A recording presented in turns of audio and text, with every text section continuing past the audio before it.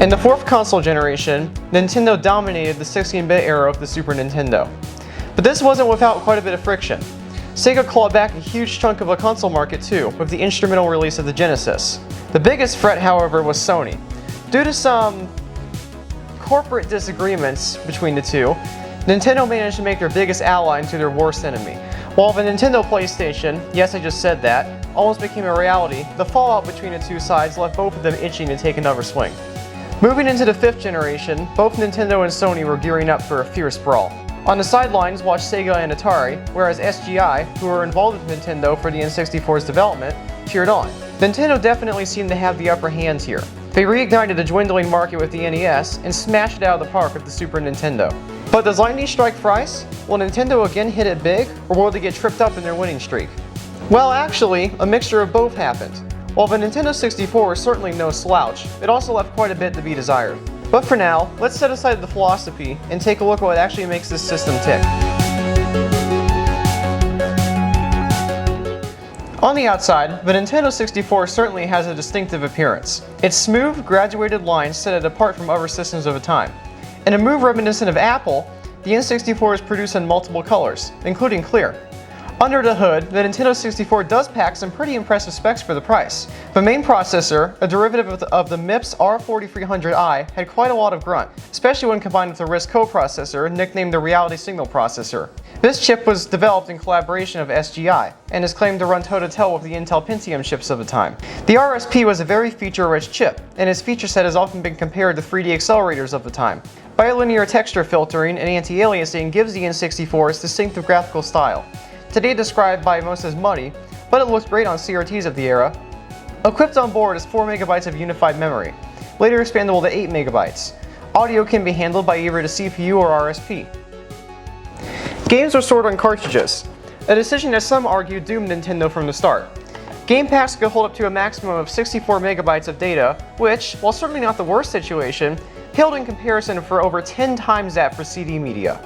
On the subject of games, Nintendo decided to change up their approach this time around, going for quality over quantity. In Japan, the N64 launched with 3 titles: Super Mario 64, Pilot Wings 64, and Saigu Habushogi. Let's see. An innovative 3D platformer, an impressive graphical showcase, and a board game. What? Anyway, outside of Japan, the N64 received only Mario 64 and Pilot Wings. A lot of gamers didn't exactly see this as a strong start, even if Mario 64 did steal the show. Nintendo's first-party developers, namely Rareware, soon stepped up to the plate and delivered some smash hit titles. It could even be argued that Rare carried the system. Speaking of stealing the show, let's touch on the PlayStation for a moment. Sony took a much simpler approach to their strategy. Make a simpler, arcade-like system, put a shiny new CD drive in it, and open up the floodgates to any and all third-party developers. And boy did that work! A flood of great games immediately beheld the PlayStation, and a rift quickly formed between Nintendo and Sony gamers. While the N64 did have some more mature titles, such as Conker's Bad Fur Day, the PlayStation was by far seen as the cooler system, with the N64 relegated to weenies. And in the 90s, that hurt. A lot. It seems like Nintendo tried to fly their kite a little too high here, but surprisingly, they didn't get zapped. In fact, the N64 held its own quite well, once games finally started coming out for it.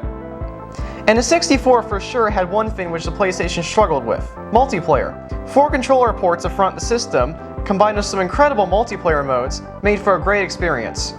GoldenEye and Pizza? Endless fun. Additionally, while cartridges were a disadvantage in capacity, they made up for it in durability. No CD cases or scratched discs to worry about.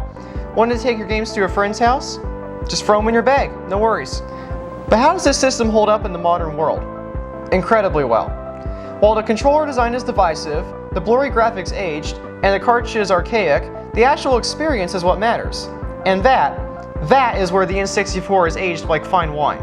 Mario 64 is a timeless masterpiece, so are the Zelda games.